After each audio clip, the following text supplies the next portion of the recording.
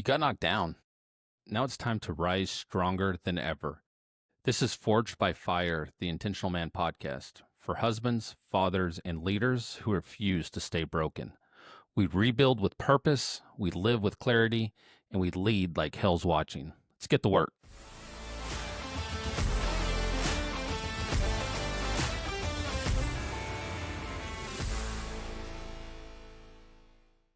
There's a reason you feel heavier by the week. It's not just your schedule. It's the weight you're carrying that nobody sees. And if you're not going to deal with it, let's be honest, it's going to break you or break what matters most.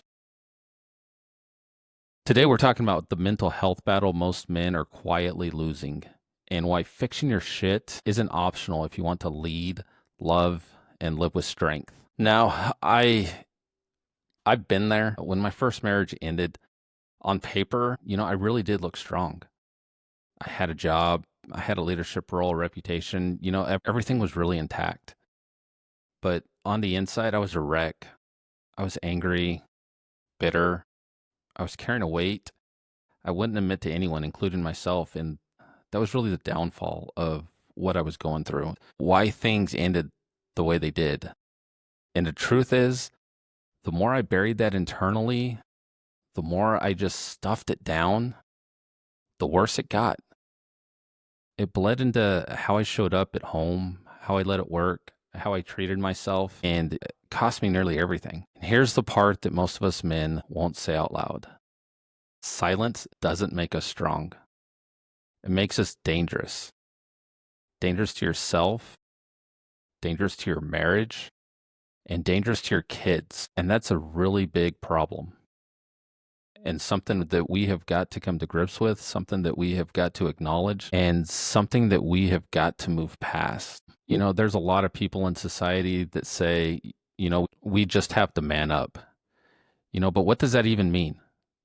Because it sure as hell doesn't mean shut up and die slowly, right? None of us want that. Yet that's how most of us live, stuffing it down, putting on a strong face. We tell ourselves that we're going to deal with it later. I know that's what I was doing. I was working 70, 80 hours a week and things were going on, things were happening, and I was just stuffing it down. I'll deal with it later. I'll deal with it later. I'll deal with it later. And do you know the problem with that? In all reality, later never comes. Now, it doesn't matter if you're building a business, building your life, raising your kids, later is not going to come. And you don't get bonus points for dying with your mouth shut. I mean, let's be honest here. You don't get more respect by pretending the weight isn't crushing you. I didn't get any more respect because I pretended that everything was okay. I didn't get more respect because I just hid everything and I allowed circumstances to dictate my life. I wasn't controlling my life. I was allowing circumstances to dictate my life. And that is no way to live. And here's the raw truth. You can't build trust with your wife if your mind is a mess. You just can't build trust when everything upstairs is just in chaos. You can't build intimacy if you're emotionally absent. You've got to be present there with your wife, with your kids. You can't lead your kids if you're unstable behind the scenes. They see that. No man wins this game by faking it. We don't. You can fake it all day long, but at the end of the day, your wife sees everything. Your kids see everything. They know what you're going through. Whether they want to acknowledge it or not is a different story, but they see when you're faking it, when you're putting on a show. Who knows you better than your wife and your kids? So stop the charade. And I'm going to give you 3 steps. And I think these 3 steps will really help all of us start taking those steps forward that we need to take. And the first one is we've got to acknowledge the weight we're carrying. We've got to stop bullshitting ourselves. We've got to stop acting like everything is good. Because the reality is it's not. None of us are. When we bury this stuff, we're not good. So fully admit that you're carrying it. I know you are. You know you are. The anger, regret, the shame, exhaustion, fear. You're pissed about what you lost. You hate what you've become, and you're probably exhausted from trying to hold it all together. I know I was. Mentally, emotionally, physically, I was just exhausted. And you know the worst part? We stuff it down, and then we sit there whining and wondering why our wife is pissed, why she's cold, why she doesn't want to be near us. Would you want to be near somebody like that? I know I wouldn't. You know, I used to like to say things like, she doesn't understand me. She never listens. She's always angry, and the list goes on and on and on. But let me tell you, brother, you stopped leading yourself. That's where it started. You're carrying the weight that she can feel every second you're in the room. And it makes it impossible for her to trust you or want to connect with you. And here's another truth. You don't fix this by sitting there and talking circles with her about it. Because what's going to happen when you sit there and start talking to her is you're going to make promises about things you're not going to do. Now, I have no doubt, because I have no doubt that you have every intention of keeping those, but don't put her in that position where she's not going to trust you again because you forgot, because you were not focused on what the real issue is. Listen, she's not your therapist. She doesn't want another conversation. She wants to feel a man who's handled his business. She wants you to go out there and handle your business. This is your job. This is your responsibility. You own it. You deal with it. Period. There are no substitutions. You have got to deal with it. And you're not going to be able to fake it with words. You can only build it with action. When we talk about confidence and just building on action, you have got to take that first step and start working on it. So here's what you need to do. Write it down, whatever it is. If it's big, if it's little, whatever that weight is, write it down, put a name to it. That's going to be your first step. And then you've got to face it. You're not going to put down what you will not first pick up and look at. You've got to know what you're dealing with. And you've got to stop waiting for her to fix what only you can fix. Second thing is, stop isolating yourself. And if you think you're going to beat this by sitting alone in your head, you're not. I've tried. Many men I've worked with have tried. Isolation is just going to eat you alive. Quietly, but it's going to eat you alive. You'll look like you're functioning to everybody else, but on the inside, you'll be rotting. That's where I was. So stop it. Stop living in isolation. And you know who's going to pay the price? It's not just you. It's your wife. It's your kids. It's your work. Every man I've coached was losing this fight alone first. Everyone. Every single one. And the next thing that happens when you isolate, you stew in it. And then you bring it home. And you wonder why your marriage is on ice. Like, as I'm sitting here talking about it, I'm sure most of you guys are like, yeah, that's true, that's true, that's true. But are you doing anything about it? Because she's trying to connect with a man who's carrying the shit he won't face. And you're isolating yourself in it. Do you understand the poison that is when you sit there and you just hold all this stuff in and you don't deal with it? It'll eat you alive.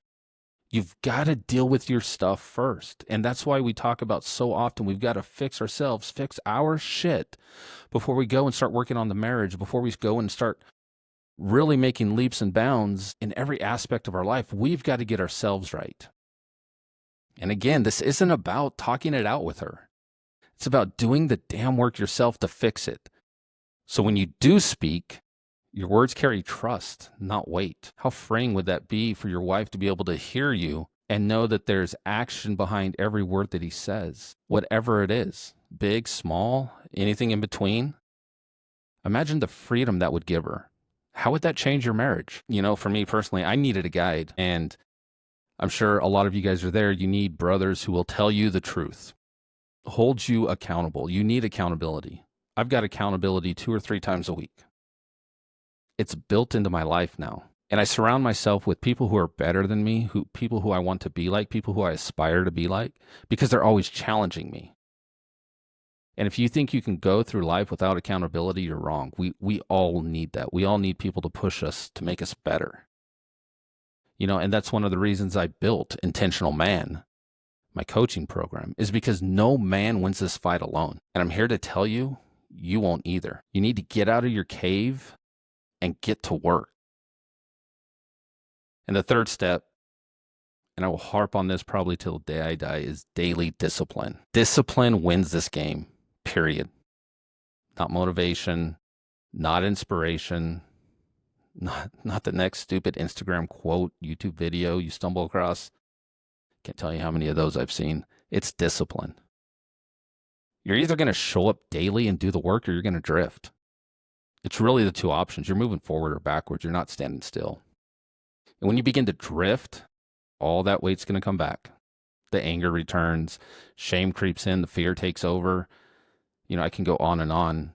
And before you know it, you're back to exactly where you started, and sometimes even worse. Mental health is an edge, and you either sharpen it daily or it dulls. Guys, we have constantly got to be working on ourselves daily.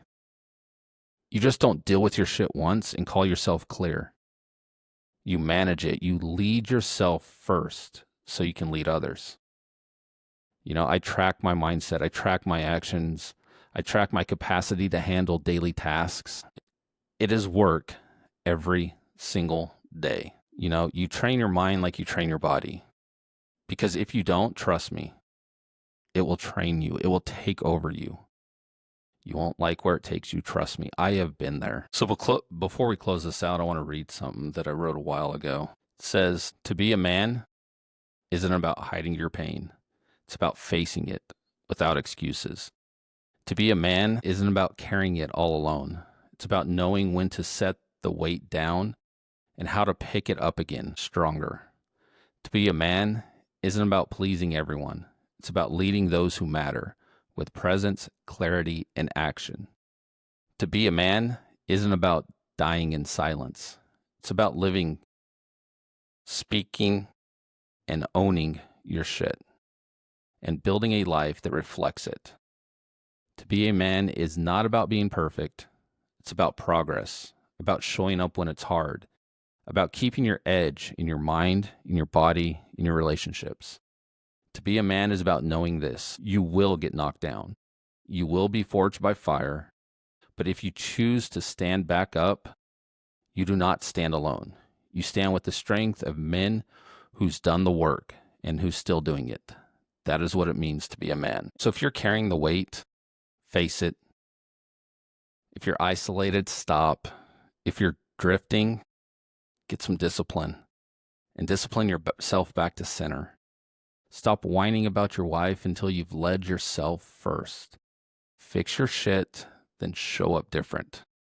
Trust me, it's when everything changes. Now, if this episode hit home, take action today. That's why I built Intentional Man. It's why I built my free Facebook group. And if you want to join that, the information is going to be in the show notes.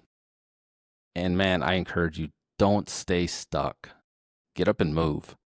Just remember, you were never meant to carry all of this alone. You are meant to be forged by fire. We'll see you next week.